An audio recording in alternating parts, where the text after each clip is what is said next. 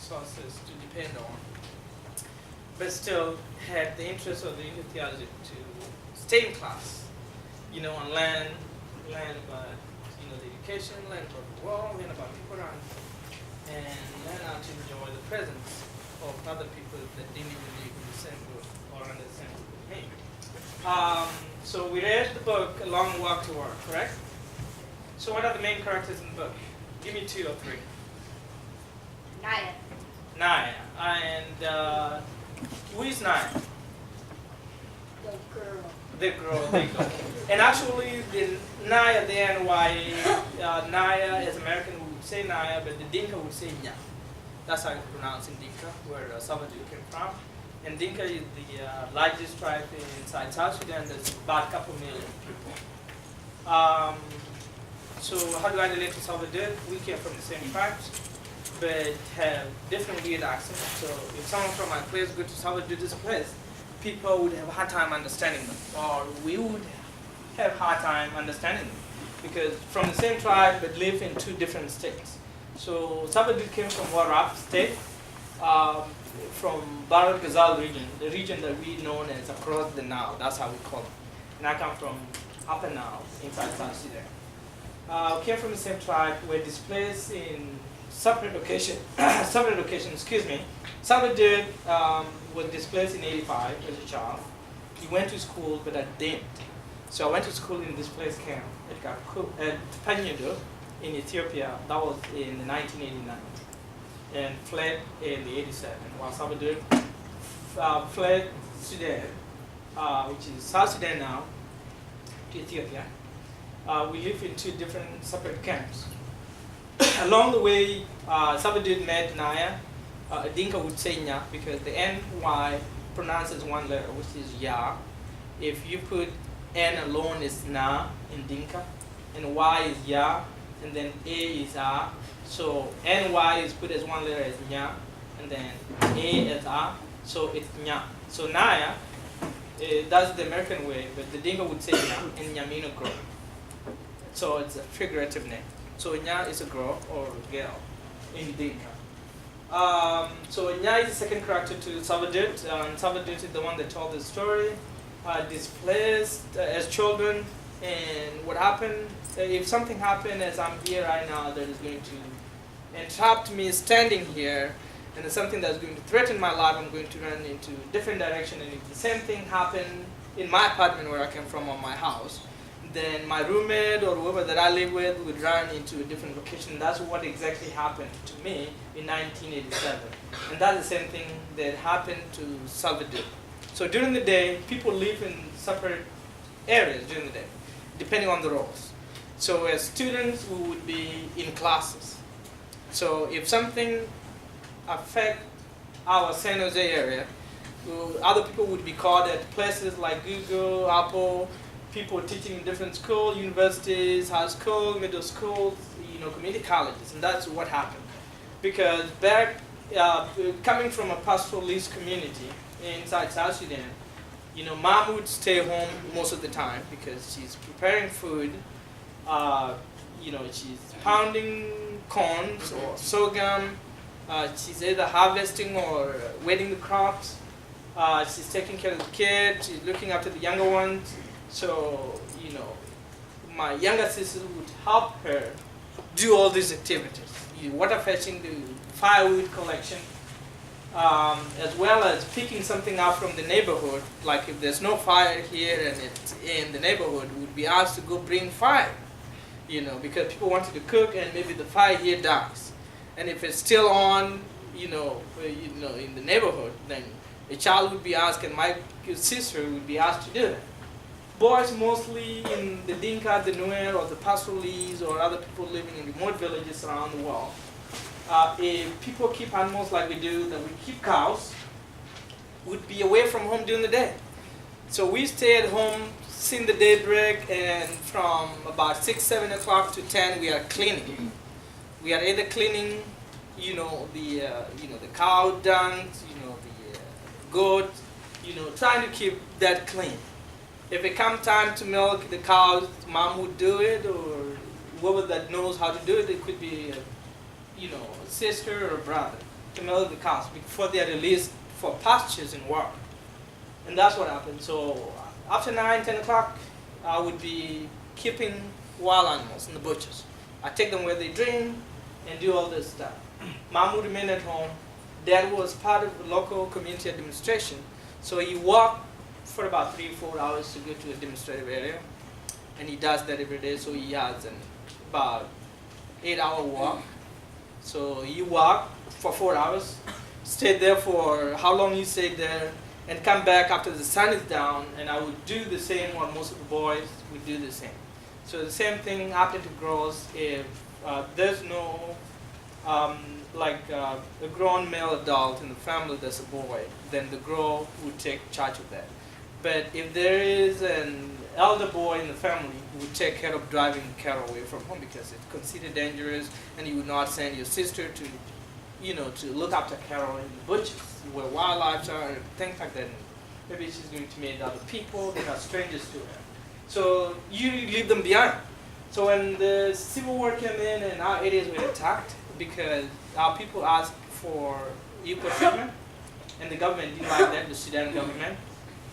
So to keep people shut up, they came trying to destroy, displace people, so people would feel vulnerable, and people wanted to take up arms against the government who would not have a chance or courage to do it, and that's what happened. So Salvador was displaced, lived in a different camp in Ethiopia. 2 years before I was, our area was attacked with Ron, and we had to flee. And with the help of my elder brother, I was able to live my life. So we appreciate, elder brothers and sisters because, we came and they are the first adult to show out the world. My brother took care of me, cook, fetch water, give me some advices, teach me how to learn about cultural differences and other cultural values. That's how we were by then. Here we are, displaced to Ethiopia. On our way, there was no food because if something come accidental, as I'm here, most of my valuable stuff are in my house. I will have my computer, other things in my brain, but not enough to support myself in case if I happen not to go back home or my house, something happened to it and I lose things in the house. So I would have very little thing that I needed for life, and that's what happened with us. We walked barefoot, few clothes on. People that we needed in the family were separated from us, and we didn't know if they were alive or not. And some of our relatives, lost their lives in the process of this civil war. Went to Ethiopia, we didn't know we were going until the government kept on following us in the air and on the ground with the armed forces. Bombardment in the air with the fighting aircraft. And on the ground fighting us, and we have to go hiding, and we have to shelter ourselves. It rains until it dries on you because there's no place you can call home, there's no shelter to run to. If it's sunny, and it's going to be sunny until the sun gets down. And I remember tearing my pants and wrapped them under my feet because it was so sunny and I was walking on a rocky path. This was when I was coming back from Ethiopia in the 1991. Left in 87, displaced again in Ethiopia when the government had its own issues and we were displaced. And the former government, the former president, Ethiopian President Mengistu Mariam, advised us to leave because we were welcome into the country under his administration. So we were advised when there were crises between the Eritrean, the Ethiopian, and it was unstable. Good enough, they were kind to us, so we weren't, terrorized or anything like that, but we were forced to leave because it was not safe, because the new government cooperated with Sudan government that was looking after us, either to kill us or get us caught and taken to the north to be used in whatever way they wanted to use us. So on our way, we didn't have no food, so we feed on wild fruits and vegetables. Sometimes there's no water. It takes a while to get there. To get really food was tough. And we were walking in the dark. There were no lights. Feeding was a problem, depending on hunting and fishing with not even enough tools to do it. And sometimes using stones or wood to go hunt or fish, it's not easy. And we had to adapt to other ways and find ways of how do we get out of this. 3 things I remember that kept us alive were faith, hope, and love. that we had to have faith in whatever religion or the most essential values in our cultures, to have faith in them and embrace them and use them among ourselves. We had to hope that not every day comes the same.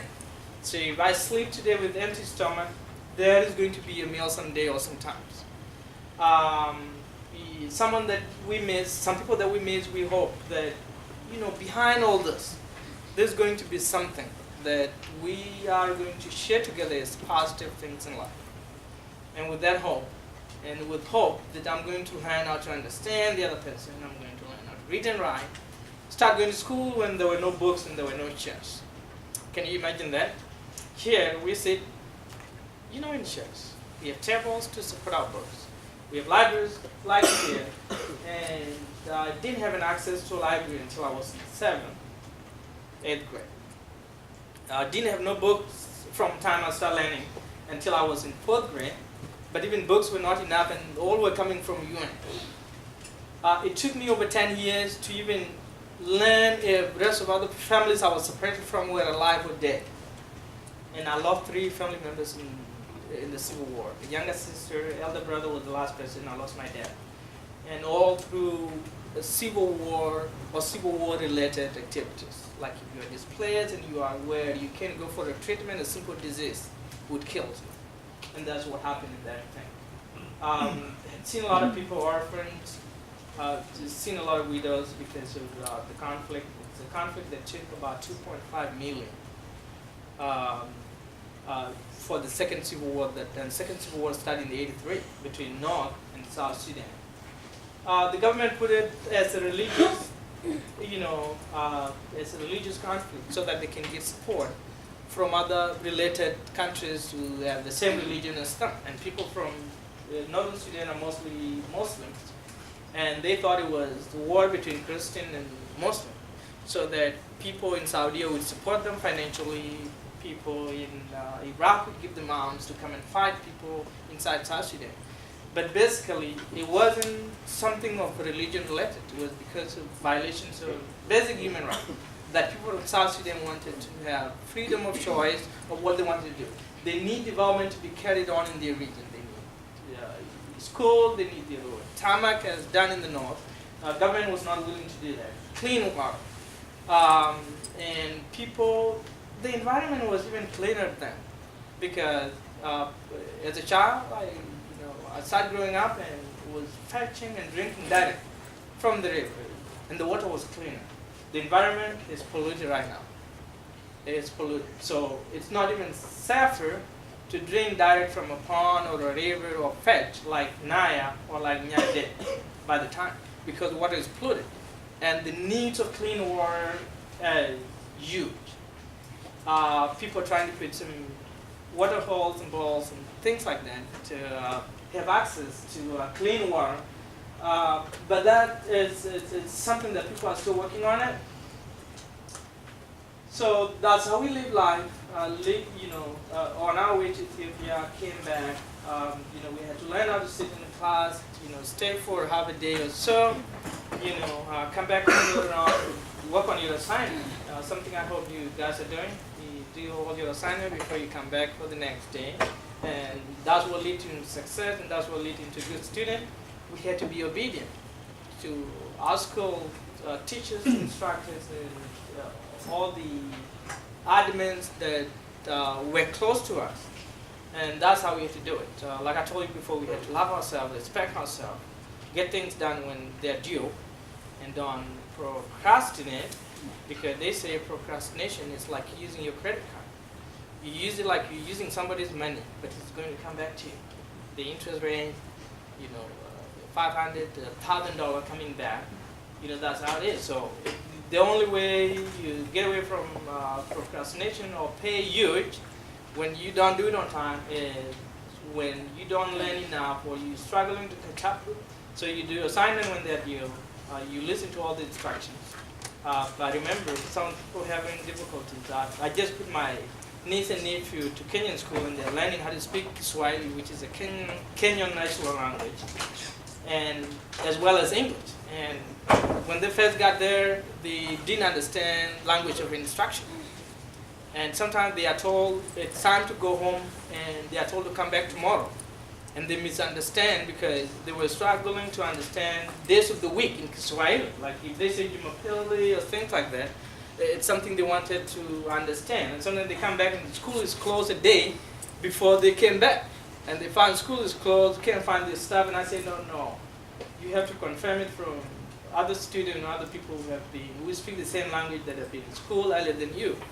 And yes, they copy well and they pick up from there. Now they're not missing the day or not missing some exam because they meet the language of instruction and thought it was an hour later. And then the exam is set and they are away from class.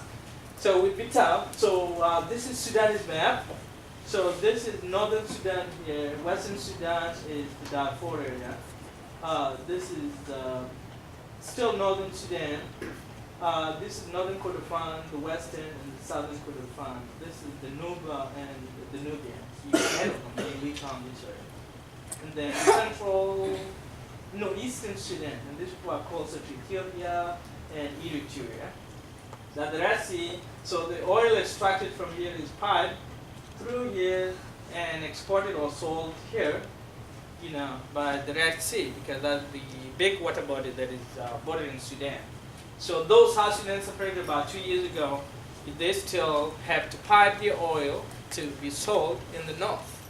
And 75% of the Sudanese oil comes from South Sudan. And that's what puts South Sudan and Northern Sudan in problem, because Northern Sudan want to extract that using the north. But South Sudan say, can we share it? So Salvador came from here. That's where I'm.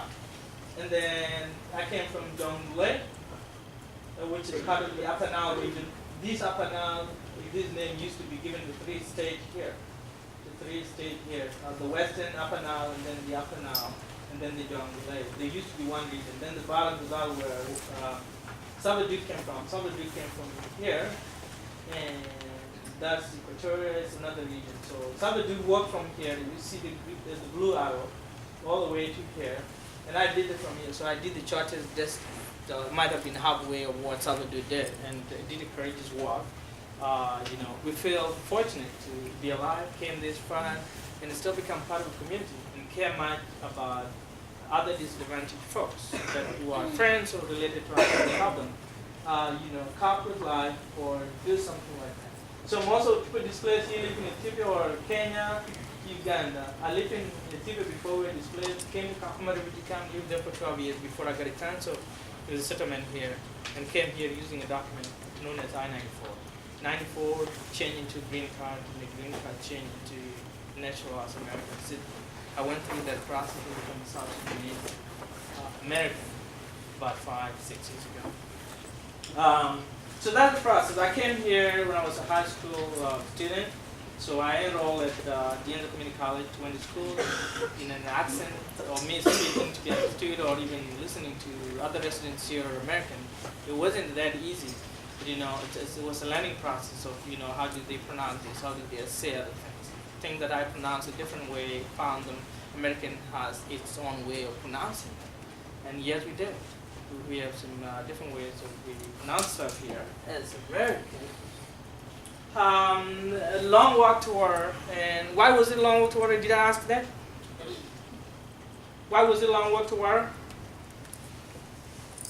A long walk to work because Naya or Nya had to walk from home to a pond or the closest river by to fetch water.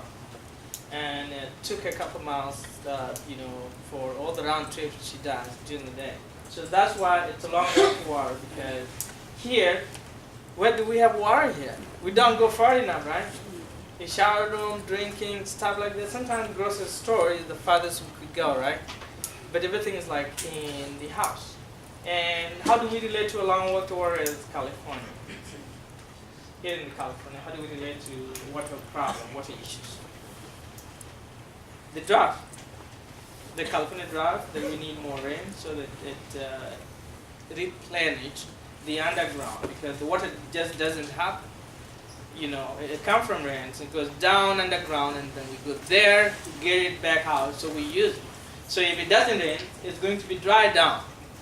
So, and if it dry down, we find ways of getting enough water. It could be transported from other places that it's raining very much, or maybe if the water in the ocean is usable, then we would go get it, but it's come with a cost. And that's why you might have read or might have been told in your environmental related classes that you have to use water, use water in a way you don't waste it, right? Take shorter showers, while brushing, the tap doesn't have to run all the time. You reported leaks so that the people related to the farmers and things like that, the people in charge of the facility will come and repair. That's how, that's how we sustain our environment, so that they keep us sustained in life. So drought is how we led not only a long walk to water, but these people lined up at Kakuma refugee camp in northwestern Kenya. The tribe here is the Turkana in the area, but this place is it's so hot. It's unusual. Has complete different temperatures than other part of the country. So if you came to this area, you wouldn't think you were still in Kenya, because most of the places in Kenya have the temperature related to here. So when it's rainy season, it would be about 50, 60 degrees Fahrenheit, which is unusual. When it's rainy season in South Sudan, it would still be in the 70s and 80s that the coldest get. If it goes to 60s, it's in 5th places. And South Sudan is very hot in comparison to its neighbors, the Ethiopia, the Uganda, and Kenya. So people line up here, and it takes a long wait, but not only do you wait here, sometimes you go home with empty jerrycan or container. And those who fetch and fill up their containers would have it to use it for shower, cooking, and washing, and it's not enough. So you have to use it carefully. You're drinking, you're cooking from it, and this is water that is taken from, it's delivered by tank from other locations where it's drawn. So I remember going some days a week without taking shower. If I shower 2-3 times a week, that's enough. Food was not enough because it was coming from UN, that was with the money donated, and hundreds of refugees in the camp. So if I eat a meal a day, or get porridge, or have a chance to have tea, that counts as a meal. The rest is a storytelling, or be committed and be part of a drama club, a debating club, so that time passed. So time passes, or sit with friends and we'll be chatting about things we know, about the book that we read, about the people we run into, about the problem we run into in the past or in the recent hours or days, and that's how we pass time. One of the things, like I said, faith was one of the instruments that we used to keep ourselves alive. Reading the scriptures, go together where we would pray, read the scripture, compare it to your life and how it impacts your life, things like that. Living on a meal a day is something I got used to now, even though I'm in America here or in the US. Sometimes if I have a meal a day, it counts for all. Hi, again. I have a question about the water. You're waiting for the water to drink and to use at the refugee camp. Sure. But along the way, you needed to find water. And how did you ensure yourself and others that it would be clean water to drink? That it would be safe. Safe and clean, so that you would, when you're drinking it. Oh, how do I clean the water? Yes. Oh yeah, sure. The water at Kakuma refugee camp, it's a water that is drawn using machine from underground. And they use some chemicals to clean it or to keep it clean while in the tank. That was at Kakuma refugee camp. Back in the villages and where Naya was doing the fetching, it could be boiled if you want to keep it clean. It's boiled. That's the only way that it was used to keep it clean. But even back 30, 40 years ago, that water used to be clean because the environment wasn't polluted.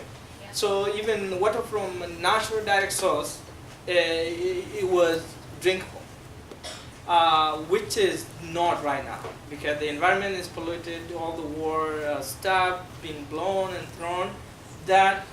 So people are not drinking from the river right now. People find ways either to dig boreholes like Salva did to his community where he came from. So, but if you are, fetching from the river like River Nile, you need to to boil it, to keep it pure.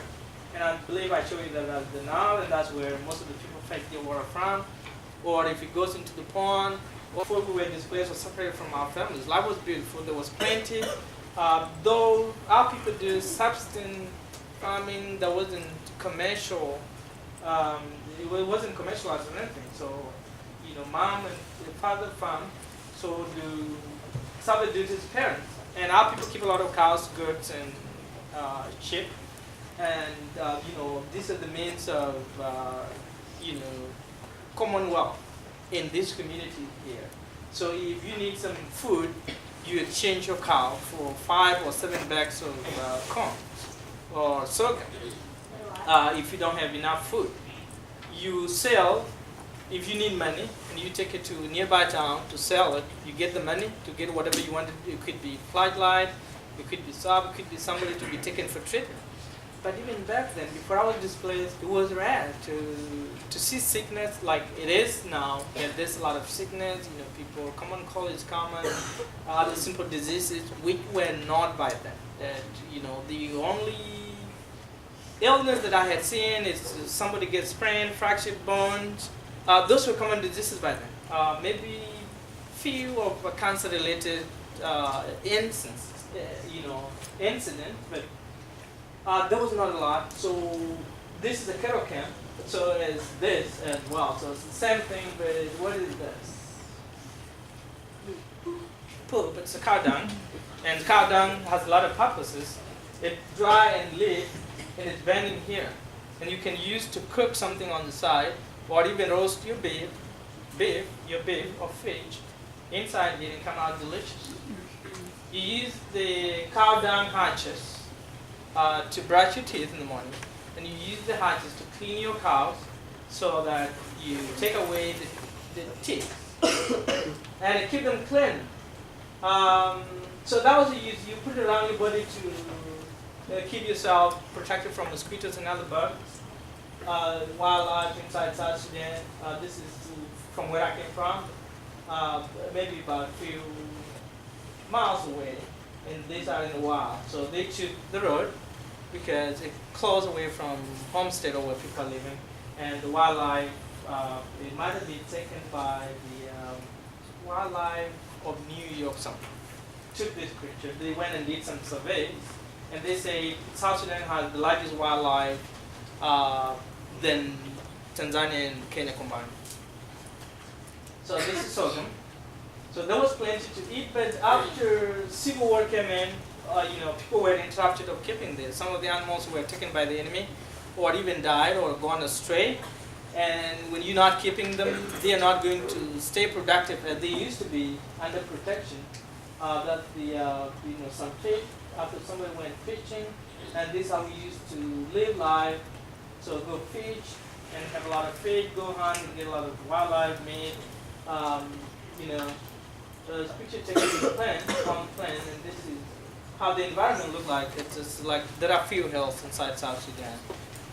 In few places, but the land looked like it's level, and the ground is lower than other places.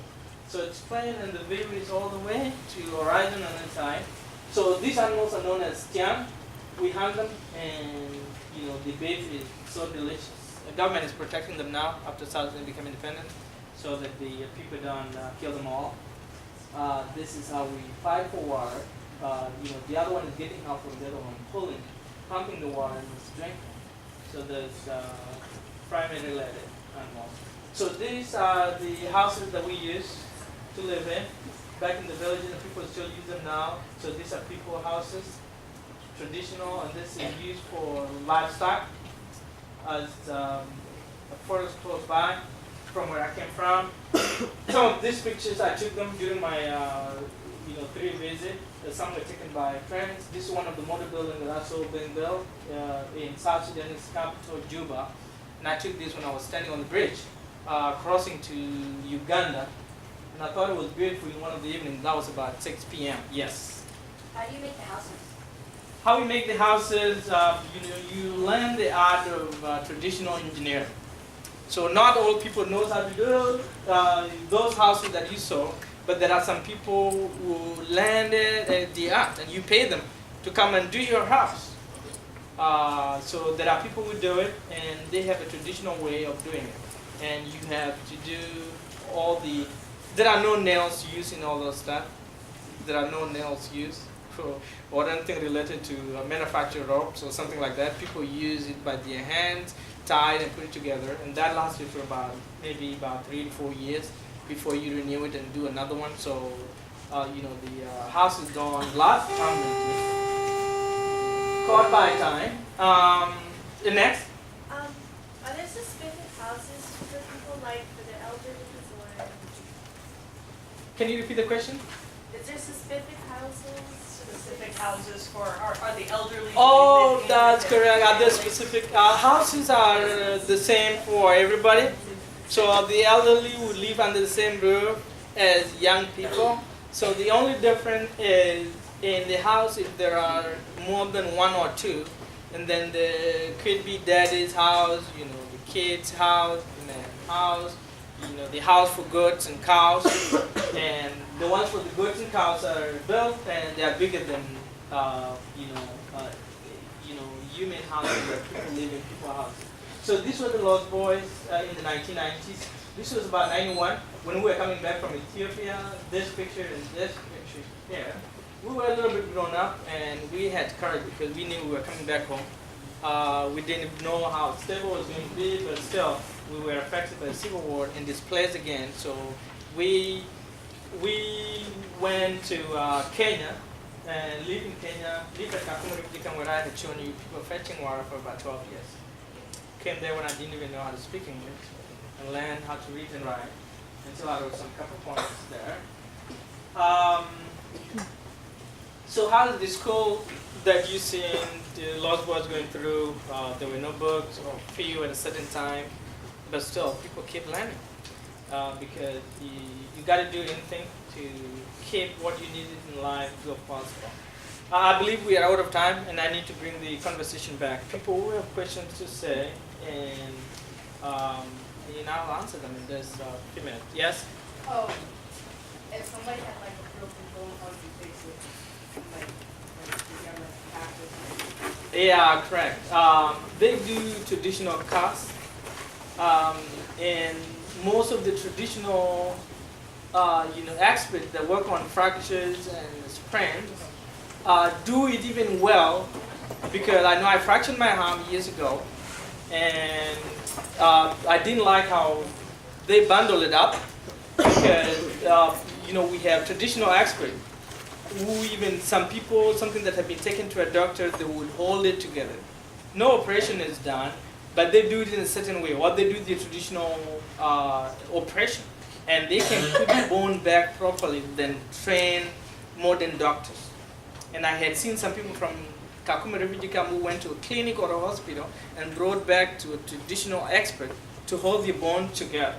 It's something that have people that do it really well. So, they would hold it and know exactly when to where it's supposed to be. There are no pain relief. That's another problem. So you would cry until you get help, or you would be whimpering most of the time that you have that. So so that's how they do it. So they would take some wooden that they shape them, and they put them here to keep your bone together. And they would look for something that you would hang your arm. And these are done by peeling some part of the tree and put it together, put it on your neck, and you would be holding your arm like we could do it here if you go to the hospital. Next. Okay, I have 2 questions. Well, how old are you? I'm 33. Yeah. You Alright. can go.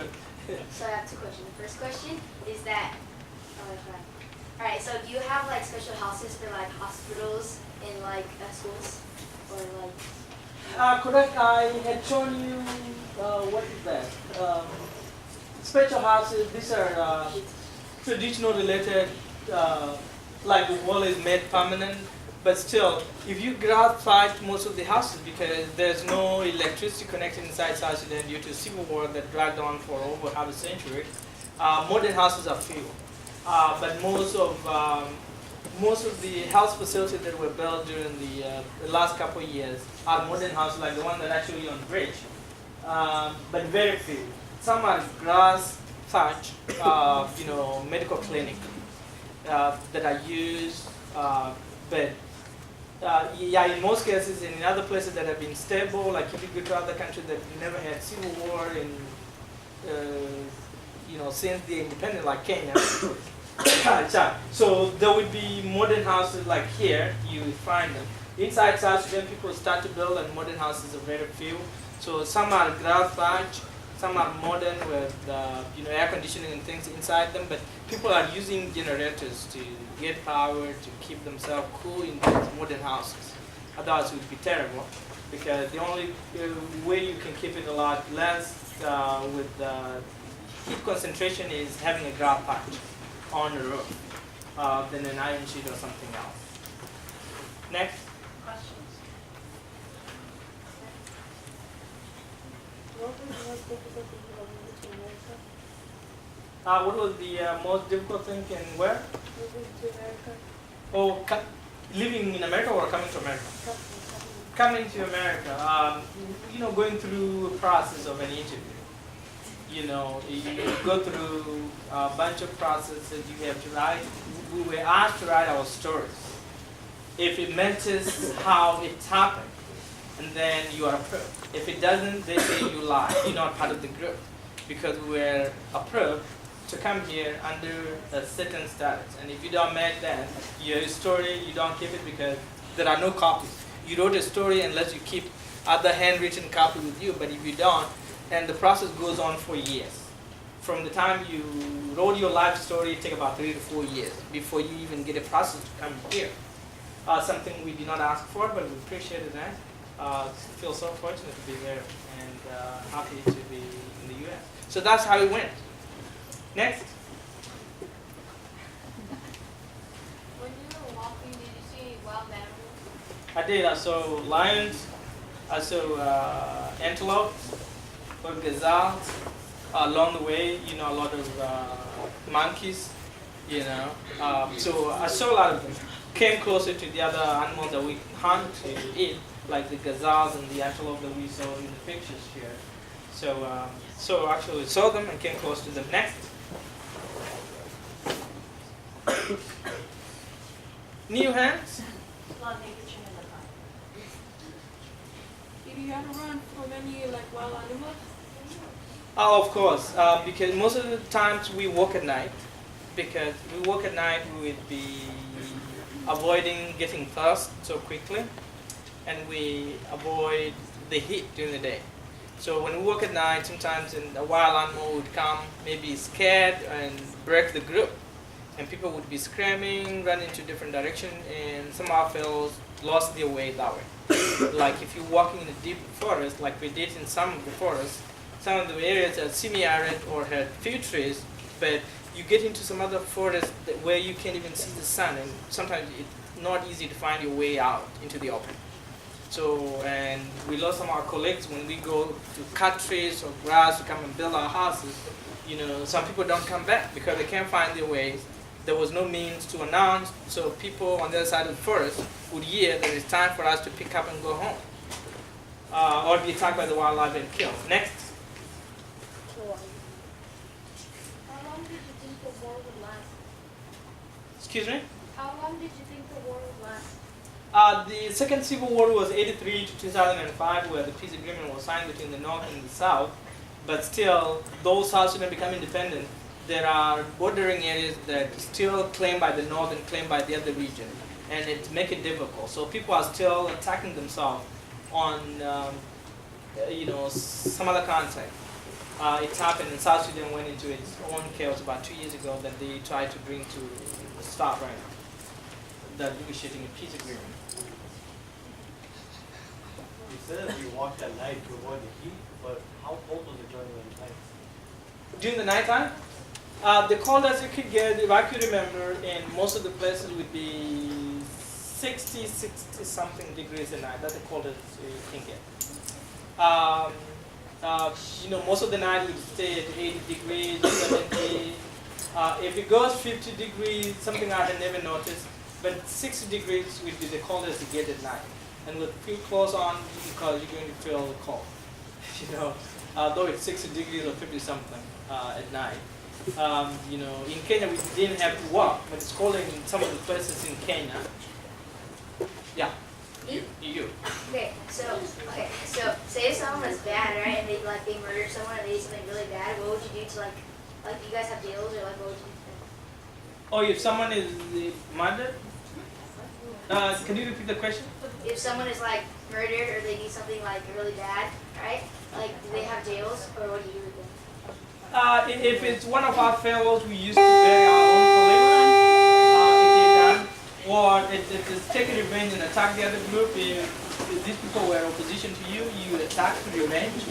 You know, that's how people do it. Or if someone make peace, you know, bury the dead and life goes on.